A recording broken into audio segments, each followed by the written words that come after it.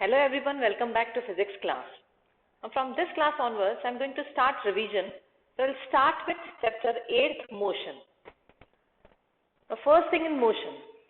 What is definition of motion? So when anything, any object, it is changing its place. If it is moving, we call that object is in motion. But this quantity motion is a relative quantity. Now what is meaning of that? That means to define position of any object, we need a reference point. That is known as origin. That means for a particular point, you are going to define position of any object. Now, relative here you can understand by a very simple example of a person and a bus. Let's say this is a bus and two persons A and B are sitting in this bus and this bus is moving. Now person C is standing over here. Now for a person C, this bus is moving. That means A and B, they are also moving and they are in motion. So they are going, let's say, in this direction. But if person B sees person A or person A sees person B, for them they both are in rest. So here you can say motion is a relative quantity. It depends on reference point. In reference to C you are talking about or in reference to B you are talking about. Now, next thing, scalar and vector quantity. Scalar, those physical quantities which have only magnitude but not a direction. Now, what is meaning of magnitude? Magnitude means you are assigning some number to that quantity. So if I am saying the speed or let's say distance moved is 20 meters. So 20 is a number here, that is magnitude. Okay, so scalar quantities are those quantities which are only having magnitude, that is some number assigned to them. Vector quantities on the other hand, they have both magnitude and direction. So whenever you have to differentiate between scalar and vector, the thing that you have to see is direction. The direction is specified or not. And though it is not in your course, but quantities relative to it that you are going to study, that you have studied, and that is what we are going to see here in this chapter. Now distance and displacement. So I will write here this, you are only having magnitude and here you have both magnitude plus direction. Okay, so now distance and displacement. What is distance?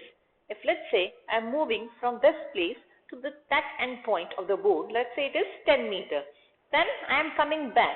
So now distance traveled by me here is 20 meters. But displacement here is 0 because I am back at my initial position. So distance is the path length, total path length covered by any object. Whereas displacement is the shortest distance. It is distance between initial position and final position. And if an object's initial and final position are same, then their displacement will be 0. Example, let's say Earth, it is moving around Sun. So displacement of Earth, it is always coming back at its position. So displacement of Earth is 0.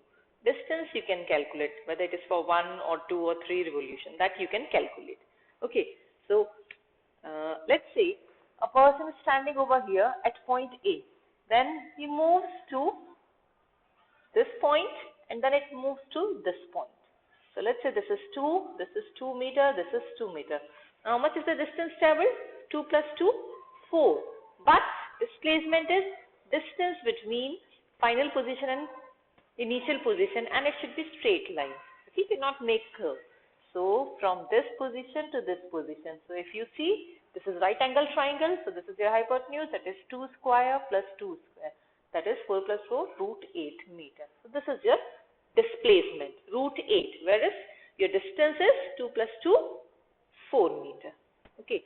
So now you can see distance is a scalar quantity that has only magnitude, whereas displacement is a vector quantity, is always having magnitude and direction. So when I'm specifying direction with distance, it becomes displacement, which should be shortest distance. Okay, and the best way to find out displacement is to see initial and final position and draw a straight line between initial and final position and see how much it is. Okay. Now coming to uniform and non-uniform motion. Uniform motion, this you have studied in the 8th class also. Uniform motion is when a body covers equal distance and equal interval of time. Simple graphical representation of this uniform motion. So this is your x-axis, this is your time, this is y-axis, your distance, and for uniform motion you will always get a straight line. Okay, non-uniform, but it's not covering equal distances and equal interval of time, or let's say unequal distance and equal interval of time, that is your non-uniform motion.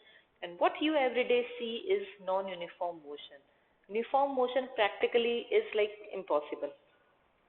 What you observe in your daily life is mostly they are non-uniform motion. And non-uniform motion graphical representation, any deviation from straight line, that shows your non-uniform motion.